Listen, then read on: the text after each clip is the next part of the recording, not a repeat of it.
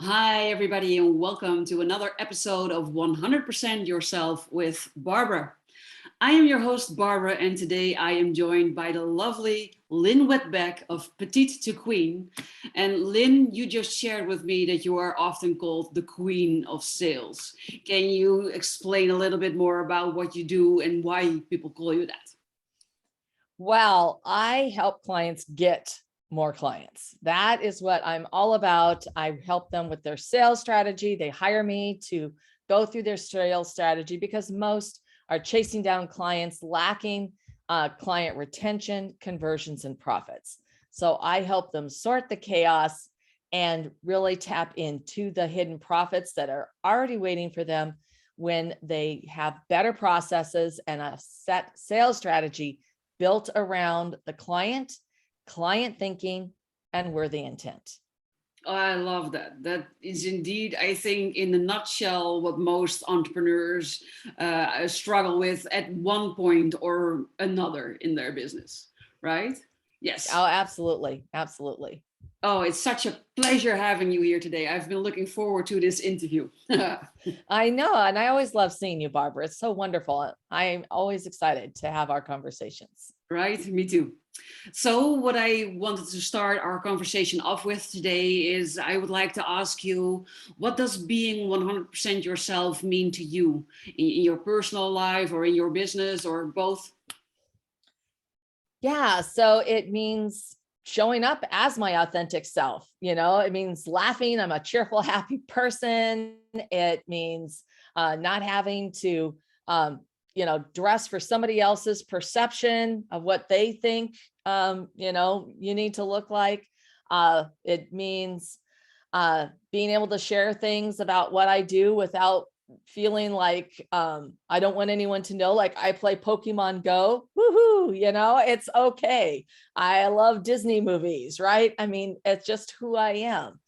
And it's being really comfortable with who I am and being able to stand in my own power. And it also means being my authentic self is telling people and even having those difficult conversations or asking for help or asking people to pitch in or Mhm. telling them when something just doesn't feel or sit right with me. It's not them, but it's that, the situation or how maybe they phrase something, and just getting clarity around that, because sometimes it's just a miscommunication Yes. about the words that they used or the tone. And that is really because it really comes down to that we do have the power to choose. We have the power to choose how we respond to someone. We have the power to choose if we want to ask someone for help. And even when there's times where it doesn't seem like there are any choices, like when my husband was diagnosed with terminal cancer, my late husband, we still did have choices. We had the choice on how we wanted to live our life, for the rest of, and how we wanted to move forward so that we could find the silver linings, so that we could make the most of every day, create incredible memories, right? Mhm. So even in the darkest times, we have the power, and that's Exactly. being my authentic self. I love that. I love what you shared, and it's so true. Also, what you said, and sometimes, or that's not completely true. Often, I wonder why is it so hard for people to be authentic? Why is it so hard to have those conversations? Why is it so hard to dress for yourself instead of to dress to impress? Which is a popular saying. Do you have any idea? Well, people always have all kinds of different self-limiting beliefs. They have barriers that are put in their minds. Sometimes it's drilled into you from childhood about certain things. And then that becomes a lot of things go back to your childhood, right? And one thing that I know that I have this hang up is I like to get approval. Mhm. And it's a weird thing, but it was because, I was the oldest child, but I had a younger brother, but my brother got like this extra attention of like, cause he was the man, he was going to be the star of the family. He was going to do all these things. And I was going to get married and be a homemaker, honest to goodness.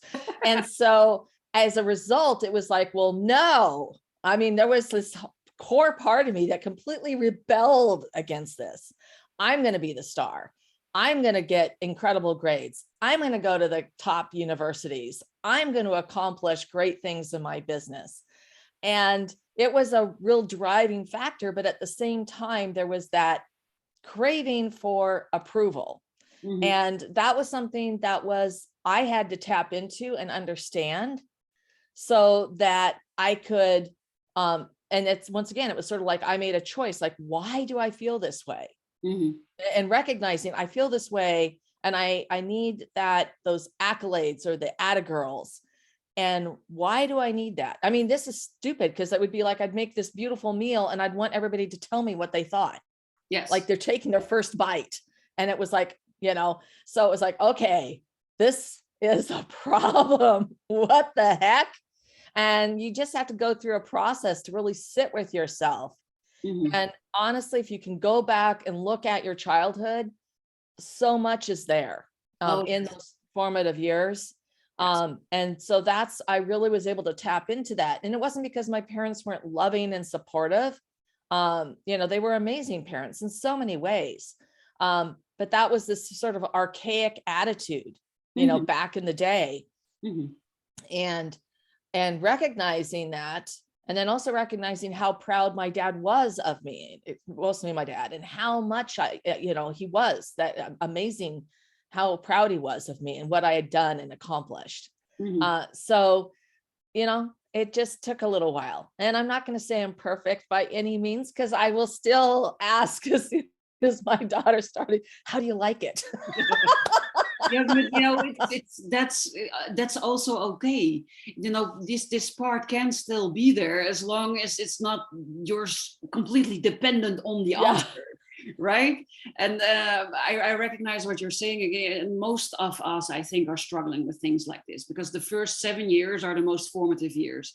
So it doesn't, of course, if you have a shitty background, so to say, it has maybe a bigger impact, but it doesn't mean that even if you had a good childhood with loving parents, that there couldn't have been things in your childhood that they could have done better or that impacted you in one way or another. That almost always happens, usually without the intention of your parents. So that's why I hate blaming the parents, what a lot of Yeah. psychologists do, right? My parents made a lot of mistakes, and I have an abusive background with my dad, and still I believe that my parents did their best within the personality they had and the means that were available to them and the things that their parents and society had taught them in their Yeah. childhood, right? Yeah, exactly. Yeah. So Yeah. everybody is the product of the combination of these things. And yeah, you can blame them. Sure, you can blame them, but then you're stuck in a negative energy. So for me, it's more about, okay, so these aspects of myself that I see reoccurring, I'm not particularly liking. Where are they coming from and how can they be changed? How can I either heal them? Sometimes they come from a hurt inner child, right? It's childish behavior. I want to be seen, or I want to be loved, or I want to be held, I want to be taken care of, kind of emotions. And yeah, there's nothing wrong with discovering your true self on a later age. I think it's so important that we find who we really are underneath all of these layers so that we can just look at the beautiful person that we are in our core, and then start finding the things about ourselves that we really appreciate, the Yeah. things that we love about ourselves, the Yeah. things that we want to share with the world, our gifts, our talents, our joys, our passions, without feeling like we should be ashamed about who we are, or maybe withdraw or blame, or all the negative things that a Yeah. lot of people suffer from. Yeah, absolutely. Because not only is there a shadow on every positive, there's also light with every negative. So if you look at it and you can say, well, I still, want my daughter to tell me how she liked it. Well, it's also coming from a place of love. I've put energy and love into making this meal, and I want to be able to know that that love has been transferred in a way because she's enjoying it, right? And she's able to absorb that love in this very, bite by bite. And so there always is that opposite side. And if it's a negative, you have to look for, well, where's the positive in this? Because, and I go back to that point where, my late husband with the cancer, that was a really horrible situation. And you can say, well, but there was a point like, okay, everyone dies. That's just the way it works. It is, and it was a terrible hand to be dealt, but how could we use the time that he had left? How could we make that the best possible memories and experience? And also from his health perspective, that I became like this fierce advocate for him and helped him through that journey. It's the one thing I'm the most proud of in my life to date, was helping him through that journey. And so then you can truly celebrate every day and in a dark situation. So I think, once again, that comes back to my core belief that we have the power to choose, even when it doesn't look like there are any choices, or it's very hard to see that the choice is actually always there. Yes. And it's sometimes you just got to get out of your own mind to look at it from another angle, a different paradigm, so that you can I do have choices. I have a choice of how I respond to this very negative situation. A lot of people get stuck in what would be called victim mentality, but they're not aware of that. I wasn't aware of that. I did that for a long time. I think we all do that at one point or another. And that's when you give your power away. It's when you kind of feel like everything is happening to you. And to be fair, a lot of things are happening to you. But it's still the way that you respond to it and the way you allow it to affect you that has the biggest impact. So even though somebody is being angry or mean to you or hurtful, you could argue that has been done to me, yes, and you would be right. But you have the choice to say, I'm not allowing it to hurt me. I'm not allowing it to enter into my sphere. I'm not allowing it to make me feel miserable. And that was a choice I didn't think I had. I wasn't aware that I could make that choice. And a lot of us, we think we are like the puppet of our emotions, and that our emotions run the thing, run us, and that they are being governed by our thoughts, and that we have absolutely no control over our thoughts, because somebody says something, instant thought, instant emotion, instant reaction, and bam. That's how we respond. These are usually patterns. But at any given moment, we have the choice to change our thoughts. And with changing our thoughts, changing our emotions, and with that, our actions and our results in the end. And that was one of the key moments in my life when I realized, I don't have to be a victim of my thoughts that generate emotions. I don't have to feel hurt when somebody calls me a name. I've been bullied a lot in school, and it really hurt. Yeah. The names people called, the things they said, it cut deep into my soul. And nobody ever told me that I could just simply not allow that to happen, or how to do that. I didn't even know it was a possibility. It's kind of action reaction type of situation. And I think you learn that from your parents. My mom also didn't really say anything back or fight back or take time to explain these things. Maybe she even didn't know herself. Right? Then it's difficult to explain, obviously.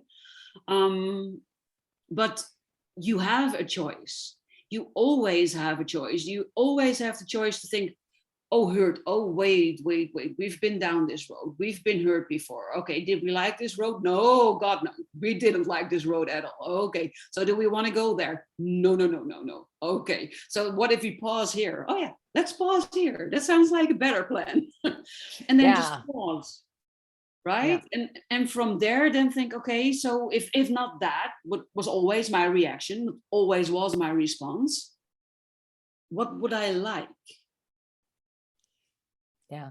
No, I am such a believer in the powerful pause. I mean, both for your personal life and at work. I mean, in any situation, it's so important to take just in a regular conversation, even if you're having a sales conversation, you need, and you want to take that time to pause, hear what they said, digest what they said, so that you can then formulate a response. And this is especially helpful when you are having difficult conversations, or if somebody asks you something completely weird, or they say something like, to your point, they say something like mean or hurtful, either at work, there's always, those people, or, at school to work, the yard bullies became work bullies. Yeah. Yes. And, or in life, and just like, okay, and depending on what it is, I just want to, repeat what you just said. And is this where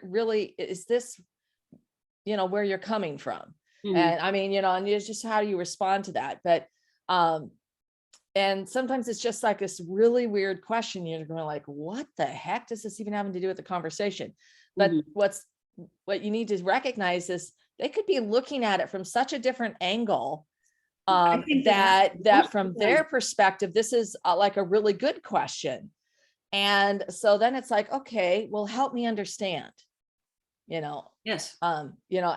And so then you can like, okay, and then it's sort of like, oh, I see, because from their perspective, or what's going on and what they're thinking, that really helps. So those are all, that powerful pause is one of the most, is such an important tool. And another part that you can use like in sales is that when someone responds, is to use that and go, and don't say anything. Mm-hmm.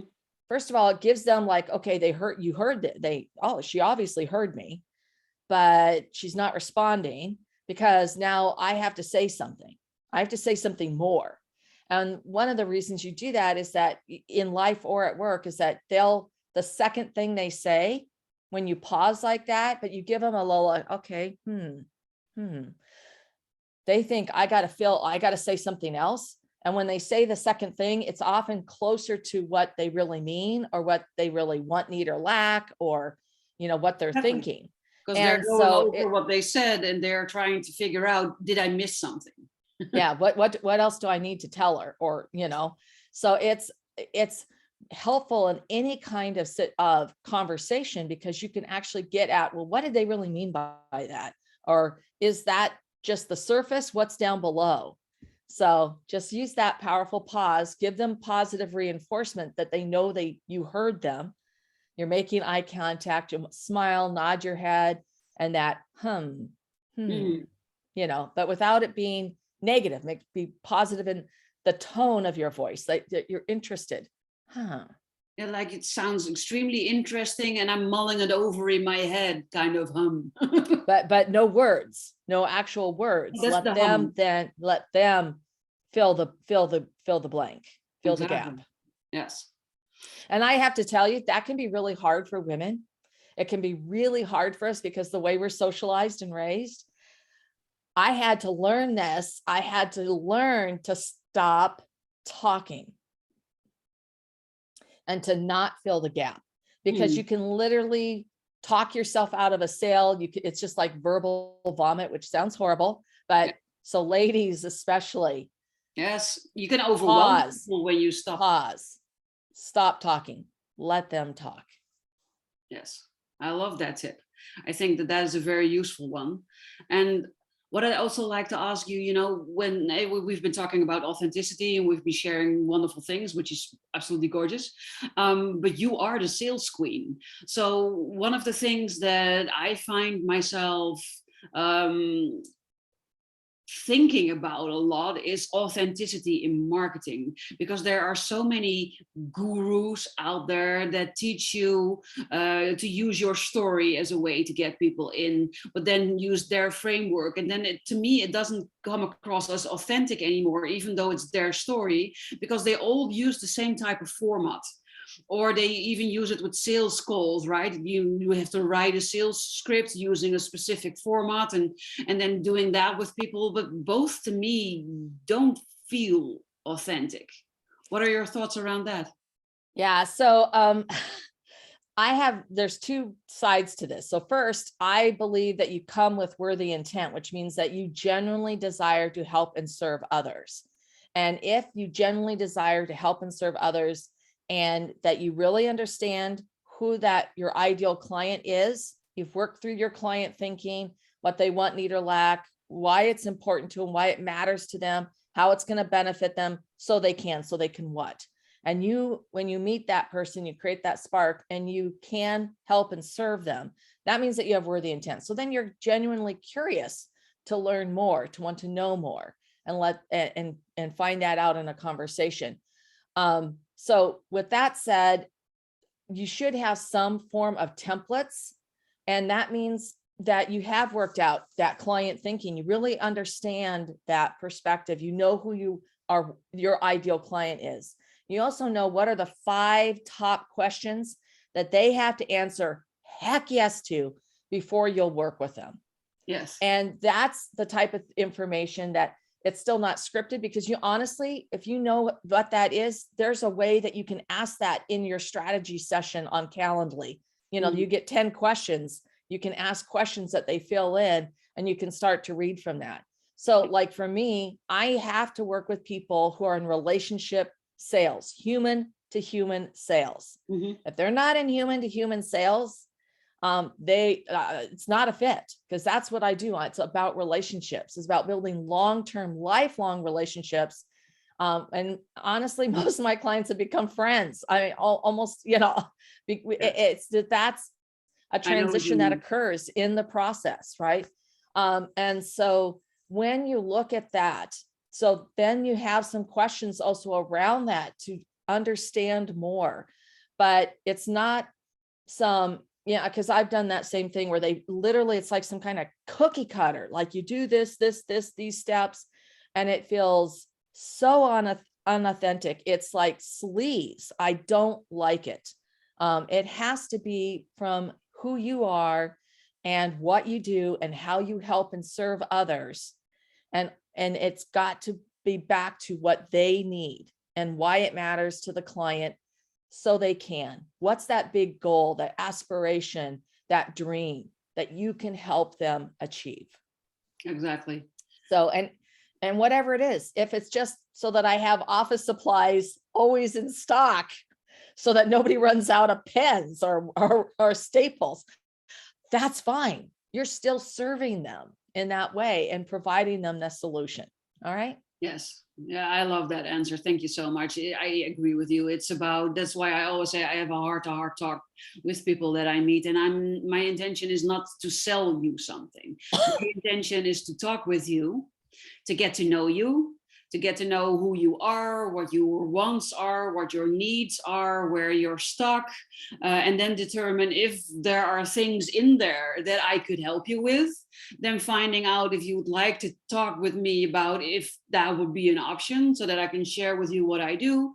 And then it's up to you to decide, okay, this feels right and I'd like to hire you, or I'd like to think about it, which I think is also perfectly fine response. While I've had multiple teachers actually in sales that told me, no, you need to close. You need to close in the first, and you need to go until you get a yes. And if they say, I need to think about it, you didn't do your job well enough. You need to ask better questions. You cannot let them go, because then they will say no. And then you really need to get them to say yes, but also take out their credit card and pay immediately. Yeah. So first of all, only about 20% of the people are actually ready to sort of buy on the spot, right? Most people require time to think about things. And the advantage of that, and then you build up a follow-up process where you're delivering value and answering their questions, their objections, and really why this matters to them. And so they can, when you're doing that, because they are making the decision, you're guiding them to a decision. They don't have buyer's remorse. You're going to have a much stronger long-term relationship when you don't manipulate and force them into a sale. Exactly. Because what you're doing is sleazy crap. Okay. So don't do that. If you've got somebody who it just clicks with, and we've all been there, then yes, of course you go forward and you take care of it. But other people need to have another conversation. They need to talk it over with their spouse, right? There's nothing wrong with that. No. And what you need to do is to plan for that and have a strategy for your follow-up, so that, and what's going to matter to them in that follow-up. And in some cases, and certainly in a B2B environment, you will nurture a client. It can take literally, unfortunately, years. It can take 18 months to get somebody, to move forward with a sale. And many businesses and the type of work that they do, it's like they become part of, they get involved in your flow, in your family, in your community. And they just keep absorbing that content, and they go, I'm ready. I need this. I'm ready to sign up. I've had many clients that they literally have almost like a 1-year cycle, that people just get involved in their community, and then they become a paying customer. Mm-hmm. Because all the way through, you're delivering this sphere of value, and they're getting to know who you are, right? They're getting to really trust you, and that they're ready then to step into this relationship.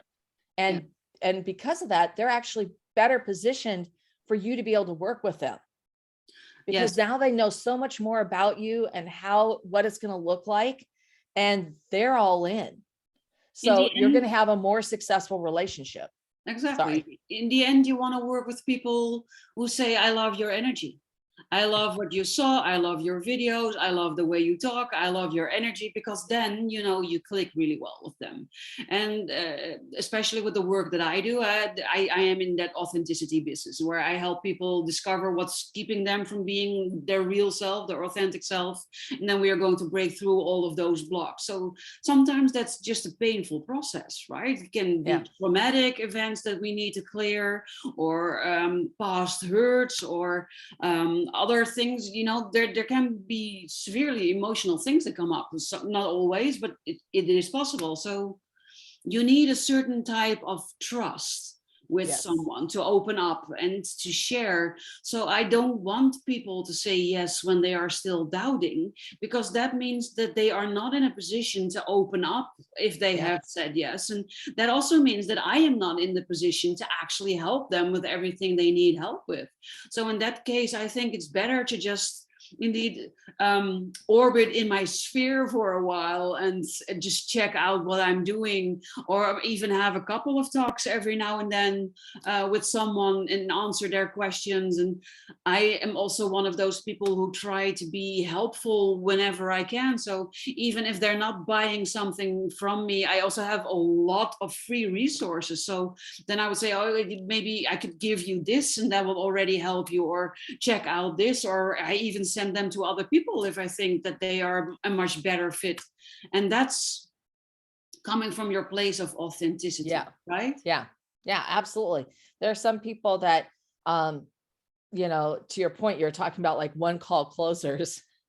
And that's one of the things that, since that's not what I do, I've occasionally run across people that they don't want to nurture their clients. They just want to, if they get them on the phone, they want them to buy now. And if they don't, they're dead to them. And it's like, okay, I'm not a good fit for you.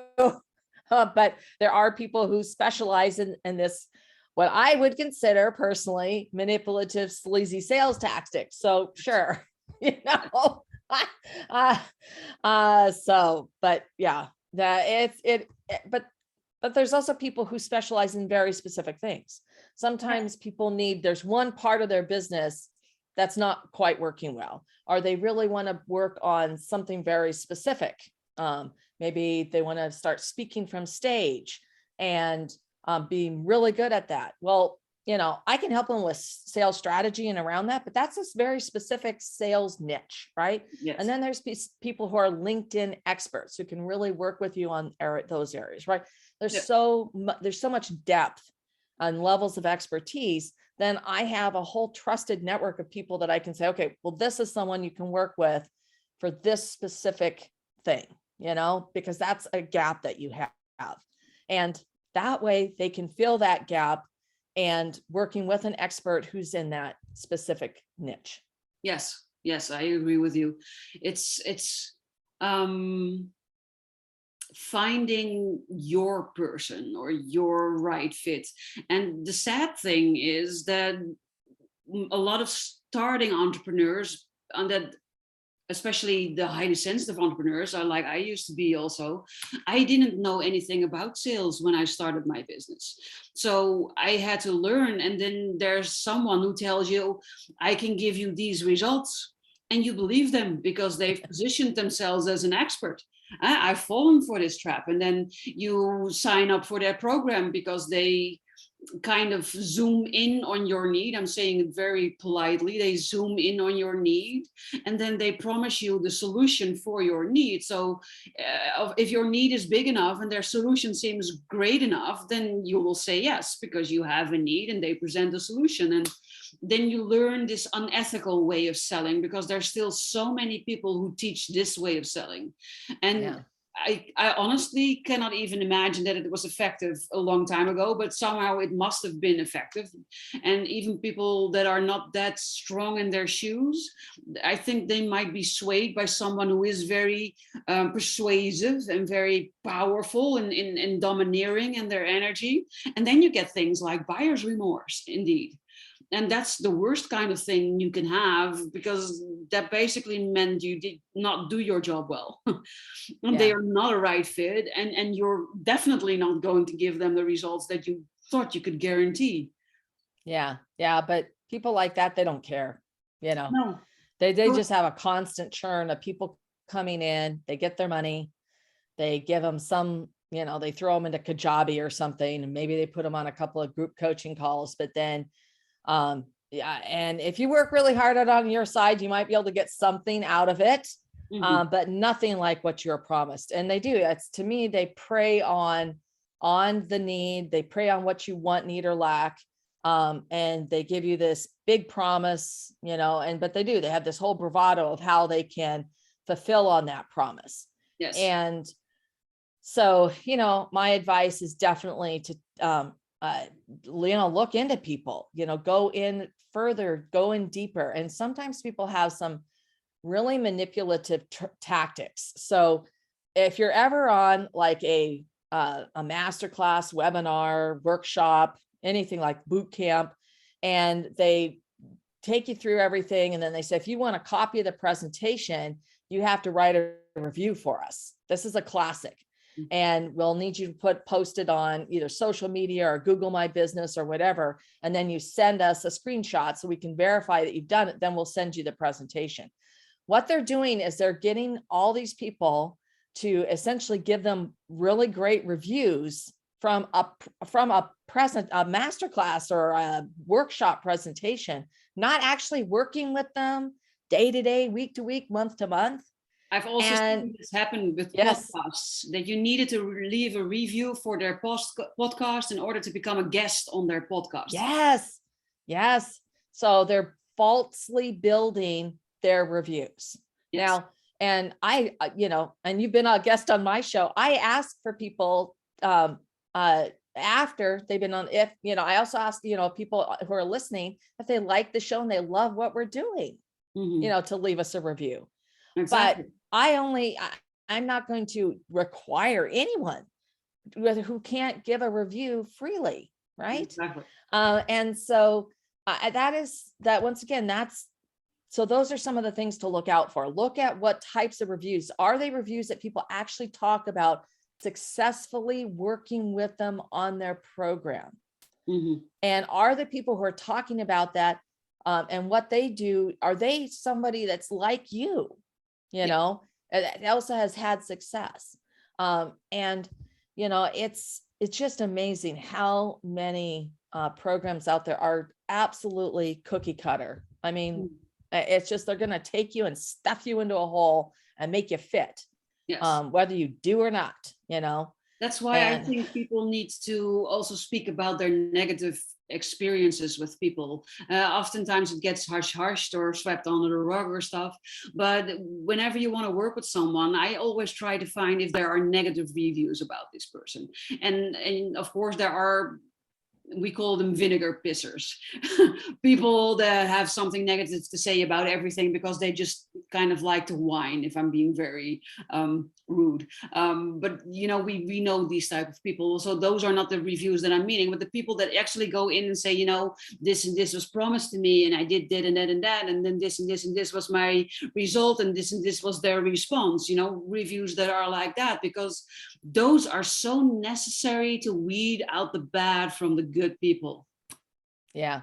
Yeah. And it can be, and there are lots of different resources for us, you know, to leave reviews like that. And so it's not necessarily wallowing down the negative. There's a positive side to this. The light is that you could help someone else not fall into that trap. Exactly. It's a gift. You're actually giving someone else the ability to get some balanced information so that they don't go down into the cesspool. I mean, it's just gross, but that's the truth. All right. And so it's not being negative, it's being authentic and honest. And it's with, you know, those like this, the facts and the figures, so that you're giving other people the opportunity to make a better decision. I love so that. I think that you know, this is a really great conversation, Barbara, because I mean, I too have had that experience, no matter where you're at in your business, you know, and whatever you do, you know, sales strategy and consulting, you know, you still hire people to help you with different things, you know, with marketing, with, you know, doing specific campaigns or something.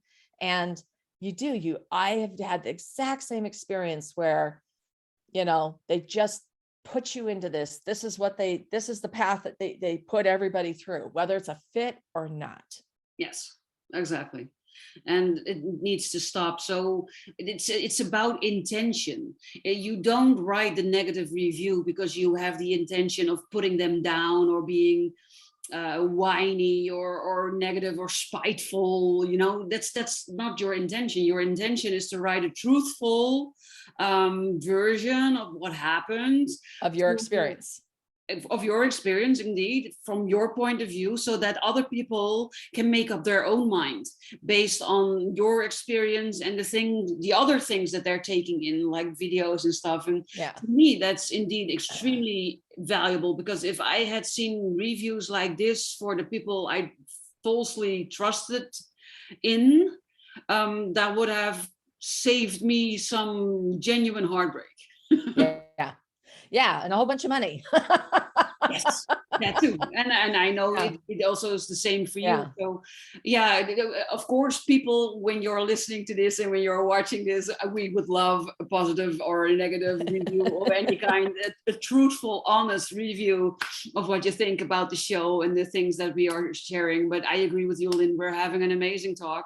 And I am convinced we've shared so many things that are very valuable to a lot of the people that are either listening or watching us talk today. So I can imagine that they're also dying to find out where they can reach you. How can they contact you? Where can they find you? Well, the easiest place to find me are two things. You can go to my website at petite2, the digit 2, queen.com. And I am the only Lynn Whitbeck on LinkedIn. Yeah. So really easy to find me there. Yes, I know, I love that, actually. That's another thing we have in common, because I'm also the only Barbara Schouten that you can find on LinkedIn. So I love it. I'll make sure that your information is in the show notes so that people can quickly find it. Is there also something that you would like to share with the audience? Something that you have? Absolutely. If you are looking for 5 proven strategies to get more clients and boost your profits, then I have a great guide, and you can find it at petitetoqueen.com/Brighton, BRIGHTON. It's a free download, and it's going to give you, it's like a 20-page guide. So you're going to get a whole bunch of value out of that to help you implement some solutions on the fly, you know, in a day, in a week, right away. Oh, that sounds absolutely amazing. Well, I cannot say any negative things about Lynn. Lynn is a wonderful person and a very genuine person. And I loved having you on the show today, Lynn. I think you are amazing. And I would definitely recommend people to check out your 5 tips and to just download it, because it will give you a sense of who Lynn is. And that could be your first step in getting to know her better. So thank you so much for being here, Lynn. It was my pleasure in talking again with you today. And I look forward to more and more talks together in the future. Yeah, and absolutely, Barbara. I respect and admire you so much as well. Thank you for that. And that's why I had you on my show, because what you do and who you are and your presence in the world is so beautiful. Thank you. Thank you for your amazing work. Oh, thank you. That touched my heart, honestly. Thank you. Okay, listeners, I am having trouble closing down, but we are closing down. And I thank you so much for being here. I always love all your comments and your questions. So keep giving them to me. Ask anything you want. I'll make sure that all the links that we talked about, how to reach both Lynn and also me, are in the show notes of this episode. And yeah, I hope that you will join me for my next guest on the show. And for today, I have nothing more than to share. Have an amazing rest of your day today.